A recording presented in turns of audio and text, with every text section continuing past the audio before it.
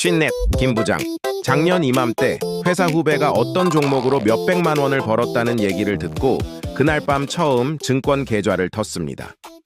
그리고 딱 6개월 뒤 계좌는 마이너스로 돌아섰고 김 부장은 아무한테도 말하지 않고 조용히 앱을 지웠습니다. 작년 한 해에만 김 부장처럼 새로 주식 계좌를 튼 사람이 몇 명인지 아세요? 수십만 명입니다. 그런데 그중 절반 가까이가 6개월 안에 계좌를 마이너스로 만들고 앱을 지웁니다. 조용히 아무한테도 말 안 하고요. 김 부장이 딱 그 절반에 속했던 겁니다. 돈이 없어서였을까요? 아닙니다. 운이 없어서였을까요? 그것도 아닙니다. 시작하는 순서가 처음부터 틀렸기 때문입니다. 솔직히 여쭤볼게요. 여러분의 첫 매매 김 부장과 비슷하지 않으셨나요? 유튜브에서 지금 사야 할 종목 탑5 같은 영상 몇 개 보고 커뮤니티에서 누가 던져준 종목 하나 사고 다음날 차트에 파란불 뜨면 심장 떨려서 팔아버리고 팔고 나면 신기하게 그 종목이 다시 오르고 또 다른 종목을 급하게 사고 이게 지금까지 여러분의 공부였다면 냉정하게 말씀드릴게요. 그건 공부가 아니라 도박이었습니다. 그런데 다행히 이 이야기에는 후반부가 있습니다. 앱을 지운 지 2달 뒤 김 부장은 다시 앱을 깔았습니다. 이번엔 종목부터 찾지 않았습니다. 대신 노트 한 권을 사서 순서대로 다시 배운다고 첫 장에 적었습니다. 오늘 저는 그 노트를 여러분과 함께 넘겨보려고 합니다. 종목 하나 찍어드리지 않습니다. 대신 평생 우려먹을 수 있는 진짜 기초 10가지를 10위부터 1위까지 거꾸로 올라가며 순서대로 알려드리겠습니다. 그리고 미리 말씀드리는데 1위는 90%의 사람들이 평생 모르고 투자하다가 결국 계좌를 깨먹는 바로 그 이유입니다. 김 부장도 몰랐던 그 이유입니다. 끝까지 보시면 왜 여러분의 지난 투자가 그렇게 힘들었는지 정확히 짚어드리겠습니다. 자, 그럼 김 부장의 노트 10위부터 시작하겠습니다.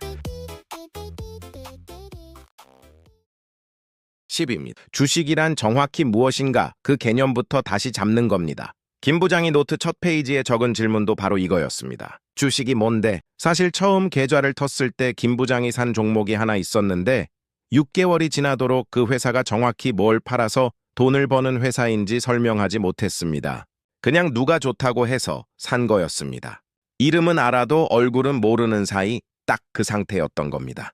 여러분이 어떤 회사의 주식을 산다는 건 그 회사의 아주 작은 조각을 실제로 소유하게 된다는 뜻입니다.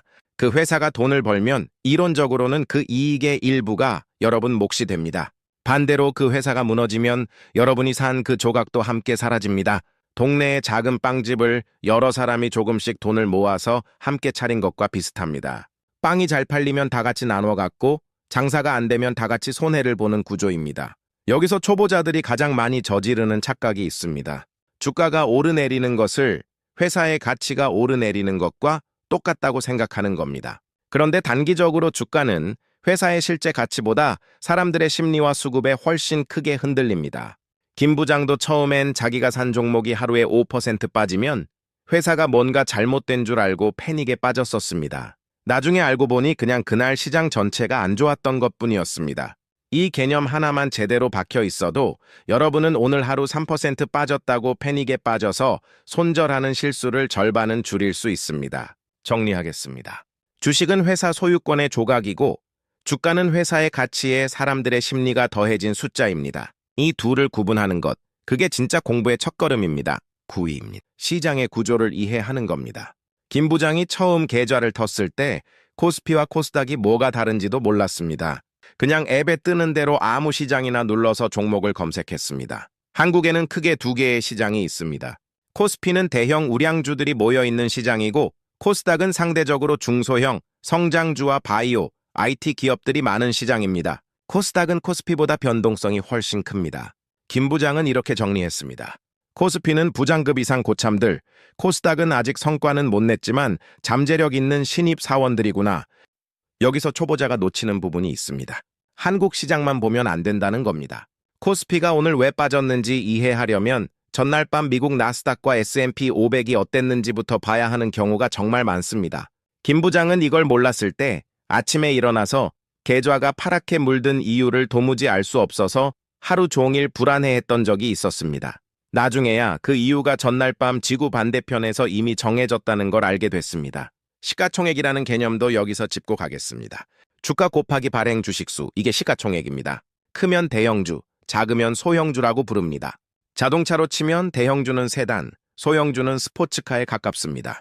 세단은 편안하지만 스릴은 덜하고 스포츠카는 짜릿하지만 사고가 나면 크게 다칩니다. 김 부장은 첫 종목으로 스포츠카를 골랐다가 세단으로 갈아탔다고 웃으며 말했습니다. 외국인과 기관이라는 개념도 알아두시면 좋습니다. 뉴스에서 자주 나오는 오늘 외국인이 얼마 순매수했다는 이야기. 이들은 개인보다 훨씬 큰 자금을 움직이기 때문에 이들의 매수와 매도 흐름이 종종 주가의 방향을 좌우하는 힘으로 작용합니다. 김 부장도 요즘은 종목을 보기 전에 오늘 시장 전체의 분위기와 외국인 수급부터 확인하는 습관을 들였다고 합니다. 8위입니다. 계좌 개설과 주문의 기술입니다. 계좌 개설 자체는 5분이면 끝납니다. 문제는 그 다음입니다. 주문 방식을 제대로 모르고 매매하다 손해를 보는 사람이 정말 많습니다. 시장가 주문은 지금 가격이 얼마든 상관없이 바로 사겠다 팔겠다는 주문입니다. 빠르지만 변동성이 큰 순간에는 생각보다 훨씬 비싸게 살 수도 훨씬 싸게 팔리는 경우가 있습니다. 지정가 주문은 나는 이 가격에만 사겠다, 팔겠다고 못 박는 방식입니다. 원하는 가격에 체결이 안 될 수도 있지만 최소한 내가 계획한 가격에서만 거래가 이루어집니다. 김 부장의 첫 실수가 바로 여기서 나왔습니다. 급등하는 종목을 보고 흥분해서 시장가로 덜컥 매수했는데 알고 보니 그 순간이 하루 중 가장 비싼 가격이었습니다. 화면 속에서 빨간 숫자가 쭉쭉 올라가는 걸 보면서 나만 못하는 것 같은 조급함이 확 밀려왔다고 합니다. 그리고 몇 분 뒤 그 종목이 슬슬 빠지기 시작하는 걸 지켜봤습니다. 그 이후로 김 부장은 지정가 주문만 씁니다. 회사에서도 예산은 내가 정하는 대로 집행하잖아. 이것도 마찬가지더라고. 김 부장이 자주 하는 말입니다. 호가창 읽는 법도 알아야 합니다. 지금 이 순간 얼마에 팔겠다는 사람이 몇 명, 얼마에 사겠다는 사람이 몇 명 있는지 보여주는 실시간 게시판 같은 게 호가창입니다. 이걸 읽을 줄 알면 지금 이 종목의 매수세가 강한지 매도세가 강한지 대략적인 분위기를 파악할 수 있습니다. 수수료와 세금 간단히 짚고 넘어가겠습니다. 매매할 때마다 증권사에 내는 수수료가 있고 매도할 때는 거래세도 붙습니다. 김 부장도 계좌를 정리하다가 그 몇 달 동안 잦은 매매로 나간 수수료만 몇만 원이 넘는 걸 보고 깜짝 놀랐다고 합니다. 매매 횟수가 많아질수록 그만큼 수익을 깎아먹는 비용도 함께 늘어난다는 걸 기억해 두시면 좋습니다. 7위입니다. 재무제표, 회사의 건강검진표를 읽는 법입니다. 여기서부터 조금 어려워지기 시작합니다. 그런데 이걸 모르고 투자하는 건 의사가 청진기도 없이 진료하는 것과 다름없습니다. 김 부장도 이 단계에서 처음엔 숫자만 봐도 머리가 지끈거렸다고 합니다. 하지만 딱 3가지만 보기로 마음먹었습니다. 첫째, 매출액입니다. 이 회사가 물건이나 서비스를 팔아서 벌어들인 총액입니다. 매출이 꾸준히 늘고 있는지가 성장의 첫 번째 신호입니다. 둘째, 영업이익입니다. 매출에서 원가와 판매 관리비 등을 뺀 본업으로 실제로 남긴 돈입니다. 매출은 느는데 영업이익이 줄고 있다면 겉으로는 성장하는 것처럼 보여도 속으로는 곪고 있을 수 있습니다. 셋째, 순이익입니다. 여기에 세금, 이자, 일회성 손익까지 다 반영한 최종 이익입니다. 가끔 부동산 매각 같은 일회성 이벤트로 순이익이 반짝 좋아 보이는 경우가 있는데 이건 진짜 실력이 아니라 일회성 착시일 수 있습니다. 김 부장은 이 3가지를 증권사 앱 안에 있는 재무정보 화면에서 그래프로 확인하는 습관을 들였습니다. 처음엔 숫자만 잔뜩 있어서 부담스러웠는데 매출액, 영업이익, 순이익 이 3개 그래프가 어느 방향으로 가는지만 보니까 생각보다 금방 익숙해지더라. 김 부장이 후배에게 해준 말입니다. 부채 비율이라는 것도 살짝 알아두시면 좋습니다. 이 회사가 자기 돈보다 빌린 돈으로 얼마나 사업을 굴리고 있는지 보여주는 숫자입니다. 부채 비율이 지나치게 높은 회사는 경기가 좋을 때는 문제가 없어 보이지만 금리가 오르거나 경기가 나빠지면 이자 부담 때문에 갑자기 흔들리는 경우가 많습니다. 6위입니다. 밸류에이션 지표, 퍼, PBR, ROE입니다. 이 주식 지금 비싼 건가요? 싼 건가요? 김 부장도 처음엔 이 질문에 답을 못했습니다. 먼저 주가 수익 비율, 퍼입니다. 지금 주가가 그 회사의 순이익 대비 몇 배인지를 보여줍니다. 퍼가 10이라면 이 회사가 지금 버는 이익 수준을 유지한다고 가정했을 때 10년치 이익만큼의 가격에 거래되고 있다는 뜻입니다. 퍼가 낮으면 저평가일 가능성이 있지만 반대로 성장성이 없어서 시장이 낮게 평가하는 것일 수도 있으니 무조건 낮다고 좋은 건 아닙니다. 주가 순자산 비율, PBR은 회사가 청산했을 때 남는 자산 대비 주가가 몇 배인지 보여줍니다. PBR이 1 이하라면 이론적으로는 회사를 지금 당장 청산해도 주가보다 남는 자산이 많다는 뜻이라 저평가 신호로 많이 언급됩니다. 자기 자본이익률, ROE는 회사가 자기 돈을 가지고 얼마나 효율적으로 이익을 냈는지 보여주는 지표입니다.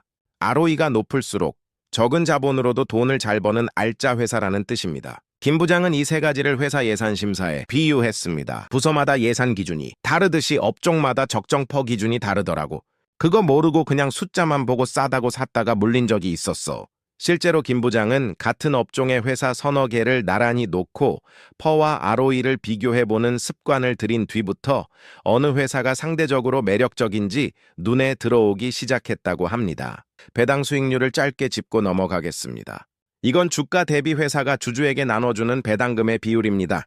김 부장은 퇴직 이후를 생각하면서 이 지표에 특히 밑줄을 2번 그었습니다. 꾸준한 배당이야말로 매달 들어오던 월급을 대신할 수 있는 존재처럼 느껴졌기 때문입니다. 5위입니다. 차트와 기술적 분석의 기초입니다. 여기서부터는 언제 사고 언제 팔 것인가의 영역으로 들어갑니다. 김 부장이 처음 차트를 봤을 때 했던 말이 있습니다. 이건 또 무슨 암호야? 캔들 차트부터 보겠습니다. 빨간 몸통, 양봉은 그 기간 동안 시가보다 종가가 높게 끝났다는 뜻이고 파란 몸통, 음봉은 반대입니다. 김 부장은 이걸 이해하고 나서 이렇게 정리했습니다. 빨간불, 파란불, 신호등이랑 똑같네. 이동평균선은 일정 기간의 평균 주가를 이은 선입니다. 21선은 최근 한 달간 이 주식을 산 사람들의 평균 매수 단가라고 생각하면 이해가 쉽습니다.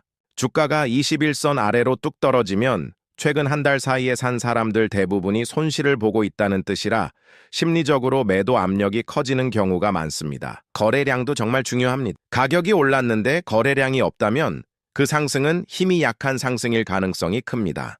텅 빈 극장에서 혼자 박수치는 것과 만석인 극장에서 다 같이 박수치는 것의 차이라고 생각하시면 됩니다. 여기서 중요한 경고를 하나 드리겠습니다. 기술적 분석은 미래를 예언하는 마법의 도구가 아닙니다.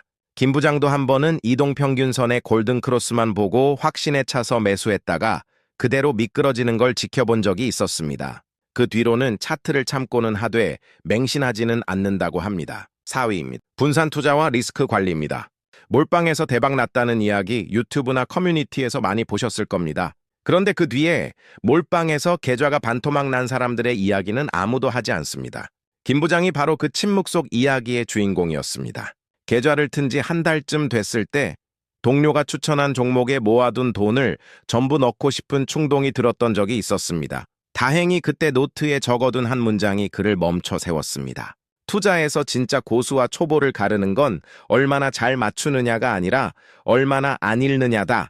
분산 투자는 단순히 여러 종목을 사라는 뜻이 아닙니다. 서로 다른 이유로 움직이는 자산을 섞으라는 뜻입니다. 진짜 분산은 업종을 나누고 필요하다면 채권이나 현금 비중도 함께 고려하는 것입니다. 리스크 관리의 핵심은 얼마를 벌 것인가 보다 얼마까지 잃을 수 있는가를 먼저 정하는 겁니다.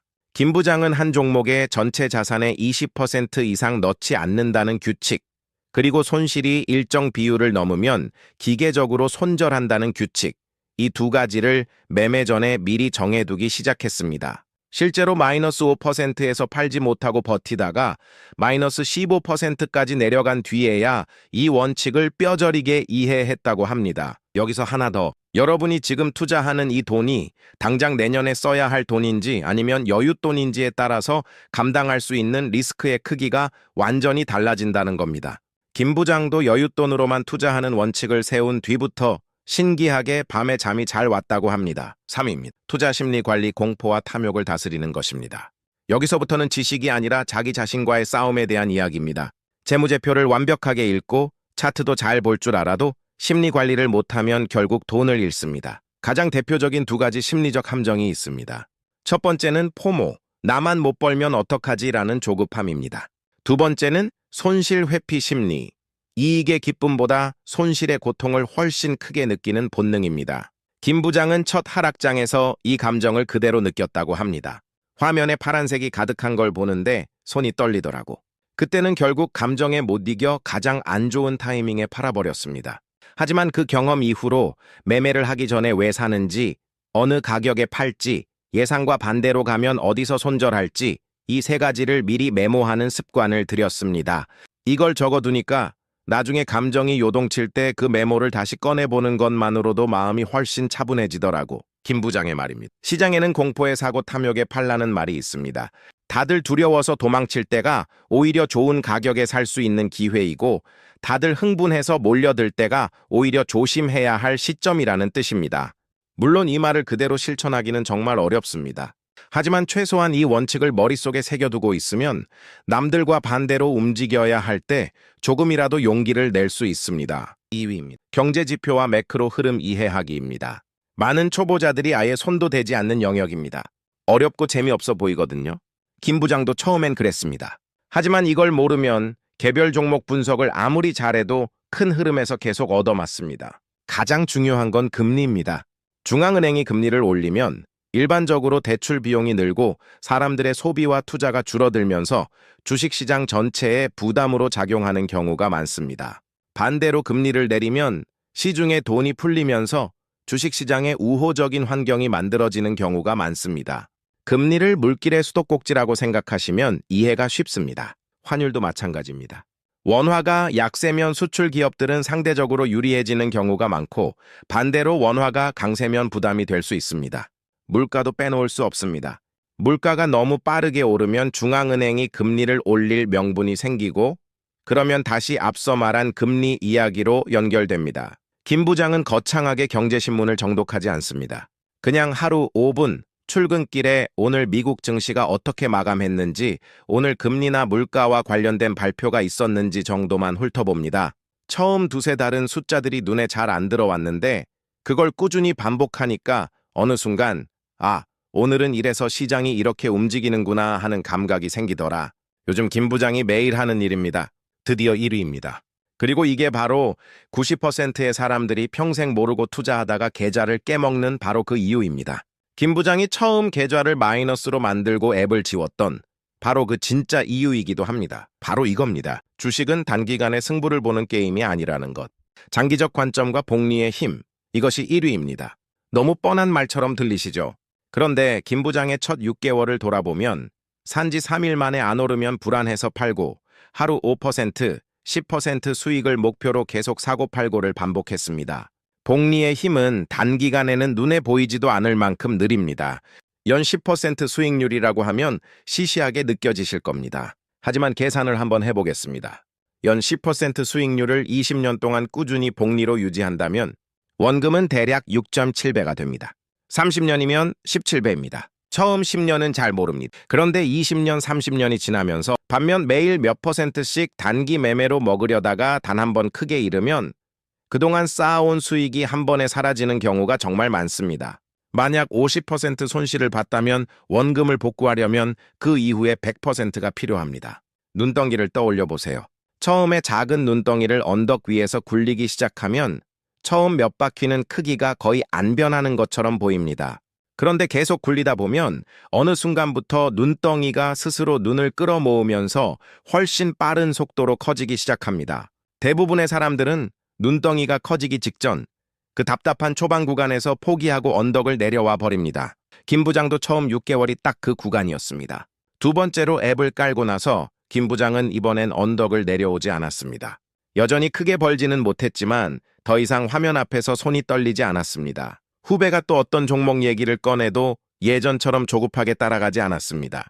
대신 이렇게 되물었습니다. 그 회사, 뭘로 돈 버는 회사인데 그 한마디가 앱을 지웠던 김 부장과 지금의 김 부장을 가르는 가장 큰 차이였습니다.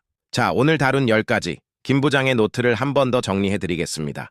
10위 주식이란 무엇인지 개념 이해하기. 9위 시장의 구조 파악하기. 8위 계좌와 주문 방식 익히기. 7위 재무제표 읽는 법. 6위 퍼, PBR, ROE 같은 밸류에이션 지표. 5위 차트와 기술적 분석 기초. 4위 분산 투자와 리스크 관리. 3위 공포와 탐욕을 다스리는 심리 관리. 2위 금리, 환율, 물가 같은 매크로 흐름 이해. 그리고 1위 장기적 관점과 복리를 내 편으로 만드는 마인드셋. 이 순서 그냥 아무렇게나 정한 게 아닙니다. 기초 개념에서 시작해서 실전 도구를 익히고 심리를 다스리고 마지막으로 그 모든 걸 관통하는 태도로 이어지는 흐름입니다.